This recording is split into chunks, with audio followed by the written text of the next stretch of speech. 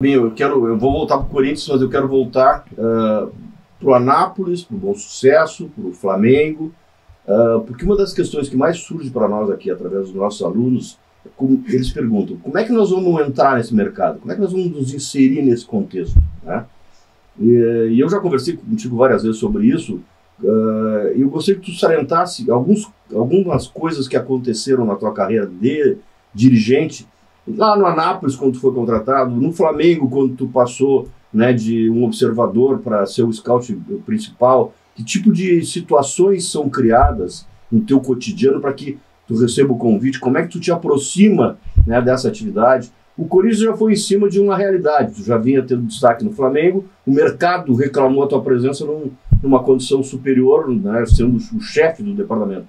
Mas esse momento inicial da aproximação, né, num ambiente menor, depois num ambiente médio e depois num grande ambiente como o Flamengo, para finalmente chegar no Corinthians. Esse pequeno caminho aí tortuoso, difícil, que tu percorreu. Mas é um caminho tortuoso, mas super necessário, né? O senhor sabe da minha relação que eu tenho com o Rodrigo Caetano. Para mim, é o número 1, né, do executivo. E o meu início foi ali com ele, né, fazendo estágio e entendendo de perto a forma que ele trabalhava. E eu tive a oportunidade agora, nós recebemos, né, recentemente a seleção brasileira no nosso centro de treinamento e o Rodrigo estava esses dias lá e falamos exatamente sobre isso. E o Rodrigo falou, Fabinho, como foi importante a sua ida nos clubes de menores investimentos. Porque na época eu lembro que eu estava no Fluminense fazendo estágio, foi assim que eu parei de jogar, de atuar. E eu imaginava que eu teria alguma oportunidade ali no Fluminense. Foi o último clube que eu joguei. Eu tô com o Rodrigo Caetano aqui e vai acontecer alguma coisa aqui já tô aqui, né? Já tô aqui. Mas não. E aí... Nessa época, que idade tu tinha? Eu tava com 34. Eu parei com 33 no Fluminense, aí já embalei. Você parava cedo, né? Parei cedo. E aí já emendei isso. Aí, nesse tempo, com o Rodrigo, de estágio ali, acabou que eu tive um convite do Bom Sucesso. O Bom Sucesso foi o primeiro clube que eu joguei, na verdade, né? Do Sub-20. E tu é de lá, não é? Eu sou do Rio de Janeiro, sou da Baixada Fluminense. Um grande abraço a todos aí. E quando eu recebi esse convite, a primeira pessoa que eu fui falar, pedir uma orientação, foi pro Rodrigo. E eu te confesso, eu até brinquei com ele, eu te confesso que o que eu esperava do Rodrigo, não, cara, vai fazer o que lá, porra, Bom Sucesso, fica aqui, cara. Porra. Primeira coisa que o Rodrigo falou foi, ó, vai embora. Falei, que isso, vai pra lá que você vai aprender. E hoje se passaram aí quase 10 anos e eu agradeci o Rodrigo e vi que realmente foi a melhor escolha. Passei pelo Bom Sucesso, passei pelo Bangu e em outros clubes menores. Mas o que você me perguntou, ô Fernando, é importante porque assim, todos esses clubes, e até mesmo o Flamengo, onde eu iniciei como observador técnico, todos esses, o que tem assim, de similar é que você tem que estar disponível. Né? O profissional tem que estar disponível e tem que ser muito humilde para você estar disponível e você ter humildade. Às vezes você tem até uma condição de estar no local um pouco mais acima, né? E você ter humildade de dar um pouquinho, dar um passo para trás, como a gente fala muito no futebol, né?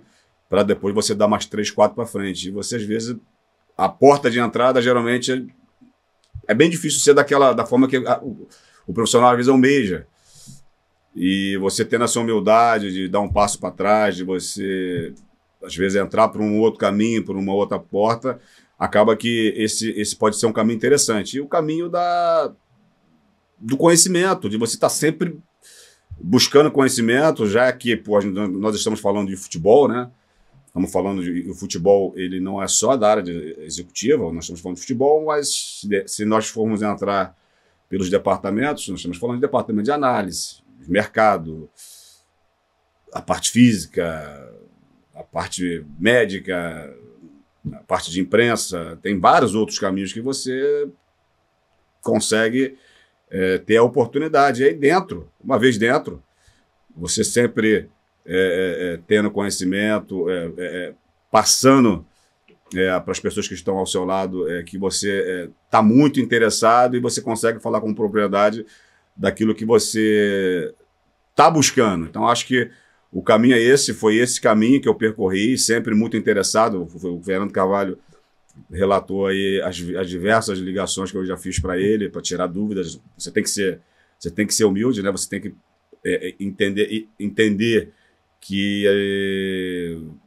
vai faltar muita coisa a gente não sabe, muita coisa às vezes a gente acha que sabe, né? Que é um erro também, e às vezes a gente toma decisões sem ao menos fazer uma consulta, perguntar para alguém mais experiente, sentar um pouquinho na cadeira, fazer o curso aqui, ó, para que você aprenda um pouquinho da prática. O curso da CBF que eu fui sim, sim. E era também o mentor daquele curso quando tu começou lá, né? E foi fundamental, Fernando, você poder entender um pouquinho da prática, né? Daquilo que acontece, na verdade, aquilo que acontece na prática, mas aprender um pouquinho nas aulas, né? Na parte teórica, né? De como que você precisa ter algumas ferramentas, ter habilidades para tomada de decisão. Então, assim, eu percorri esse caminho, e é um caminho que certamente eu falo com muito carinho, com muita propriedade, com muita certeza que a verdade é que todos deveriam passar por esse caminho para que quando você tiver a oportunidade de sentar numa cadeira para tomar as decisões, certamente as decisões vão ser muito mais assertivas.